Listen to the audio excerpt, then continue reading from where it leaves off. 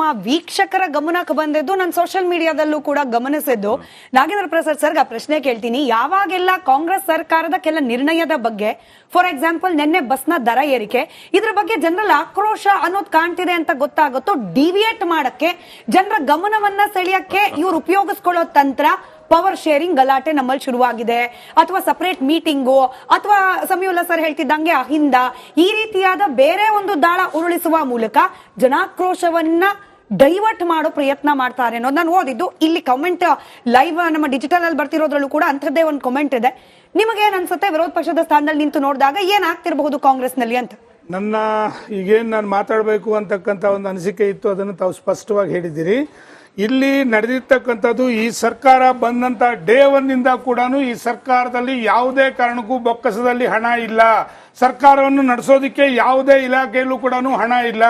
ಹಂತ ಹಂತವಾಗಿ ಆಯಾ ಸಂದರ್ಭಕ್ಕೆ ತಕ್ಕಂತೆ ಅದನ್ನ ಡೈವರ್ಟ್ ಮಾಡಬೇಕಾಗಿರ್ತಕ್ಕಂಥ ವಿಚಾರ ಬಂದಂತ ಸಂದರ್ಭದಲ್ಲಿ, ಉದಾಹರಣೆಗೆ ತಾವು ನೋಡಿದ್ರೆ ಉತ್ತರ ಕರ್ನಾಟಕದಲ್ಲಿ ಏನು ಚರ್ಚೆಗಳು ನಡಿಬೇಕಾಗಿತ್ತು, ಉತ್ತರ ಕರ್ನಾಟಕದ ಅಭಿವೃದ್ಧಿ ನಡಿಬೇಕಾಗಿತ್ತು, ಅಭಿವೃದ್ಧಿ ಬಗ್ಗೆ ಚರ್ಚೆ ನಡಿಬೇಕಾಗಿತ್ತು, ಡೈವರ್ಟ್ ಮಾಡಿದ್ರೆ ಯಾವುದೋ ಒಂದು ವಿಚಾರ ತಗೊಂಡು. ಇವತ್ತು ಕೂಡ ಅಷ್ಟೇನೆ ಬೇರೆ ವಿಚಾರಗಳನ್ನ ಡೈವರ್ಟ್ ಮಾಡೋದಕ್ಕೆ ಹಂತ ಹಂತವಾಗಿ ಅಭಿವೃದ್ಧಿ ಕೆಲಸಗಳನ್ನ ಜನಗಳೇನಾದ್ರೂ ಕೇಳ್ತಾರೆ ಅಂತ ಹೆದರ್ಕೊಂಡಿವರು ಹಂತ ಹಂತವಾಗಿ ಈ ರೀತಿಯಾದಂತಹ ಒಂದು ವಿಚಾರವನ್ನು ಹುಟ್ಟಾಕಿ ಅದನ್ನ ಡೈವರ್ಟ್ ಮಾಡ್ತಕ್ಕಂಥ ಕೆಲಸ ಮಾಡ್ತಕ್ಕಂಥದ್ದು ಒಂದು. ಎರಡನೇದು, ನಮ್ಮ ಕಾಂಗ್ರೆಸ್ ವಕ್ತಾರರು ಕೆಲವು ವಿಚಾರಗಳನ್ನ ಮಾತಾಡಿದ್ದಾರೆ.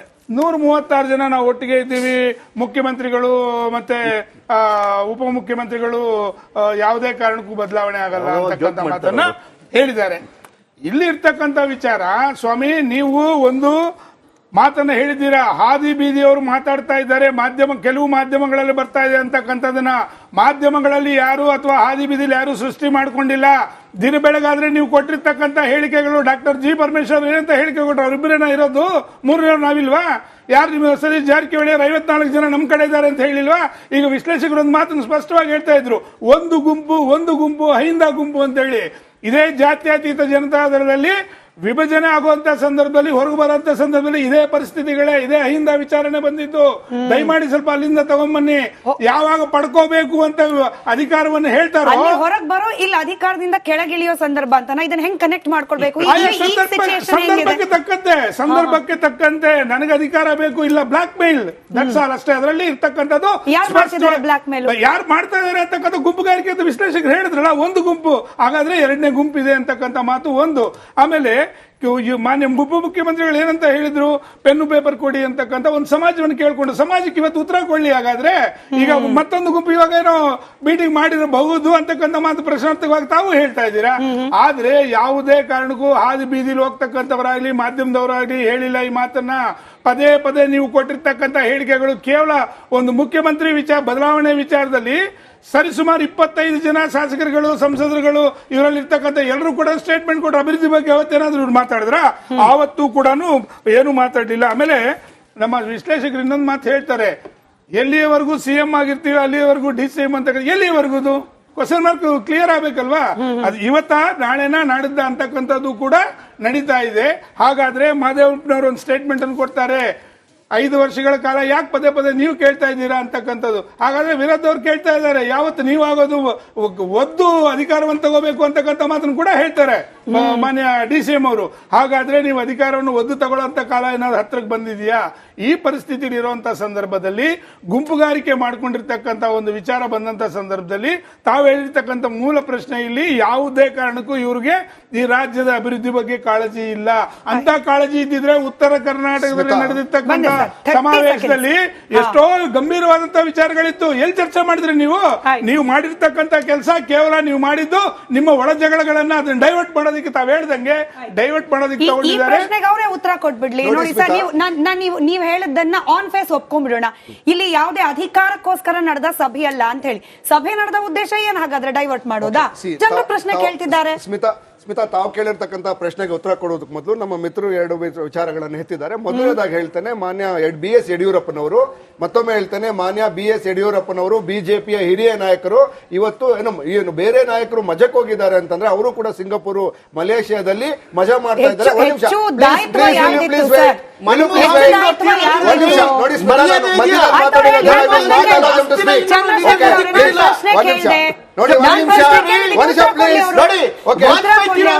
ಇಡೀ ಅಮಿತ್ ಶಾ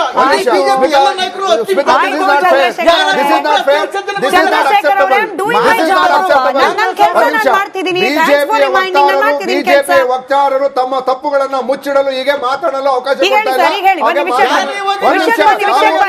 ಅವಕಾಶ ಕೊಟ್ಟಿದ್ದಾರೆ. ಮಾತಾಡಿ.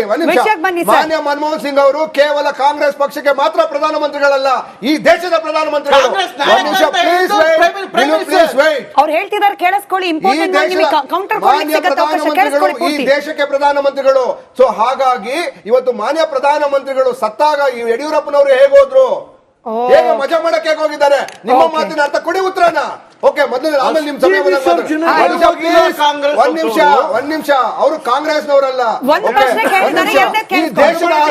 ಈ ದೇಶದ ಆಸ್ತಿ.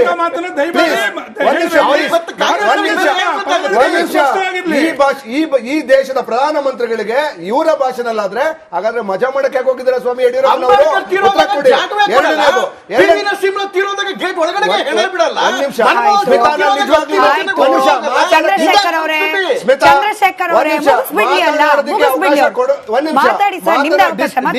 ಡಿಸ್ಟರ್ಬ್ ಮಾಡೋದಾದ್ರೆ ನಾನು. ಸೊ ಈಗ ನಮ್ಮ ಬಿಜೆಪಿ ವಕ್ತಾರರು ಮರ್ತೋಗಿದ್ದಾರೆ ಏನು ಅಂತ ಹೇಳಿದ್ರೆ, ಕಳೆದ 6 ತಿಂಗಳಲ್ಲಿ ಸರಿಸುಮಾರು 23 ಮೀಟಿಂಗ್ ಗಳನ್ನ ಯತ್ನಾಳಂಡು ಟ್ರೆಂಡ ಮಾಡಿದೆ. ಯಾಕೆ ಸ್ವಾಮಿ ಏನ್ ಕಡಲೆ ಬೀಜ ತಿನ್ನಕ್ ಹೋಗಿದ್ದಾರೆ ಅಲ್ಲೆಲ್ಲ ಅವರು?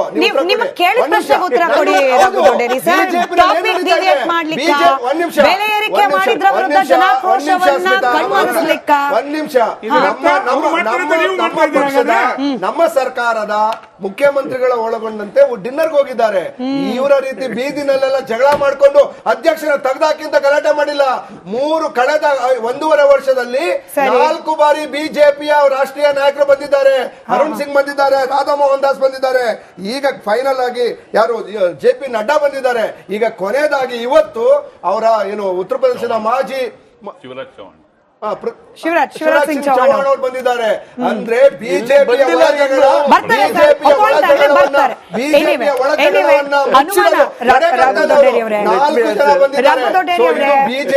ತಟ್ಟೆನಲ್ಲಿ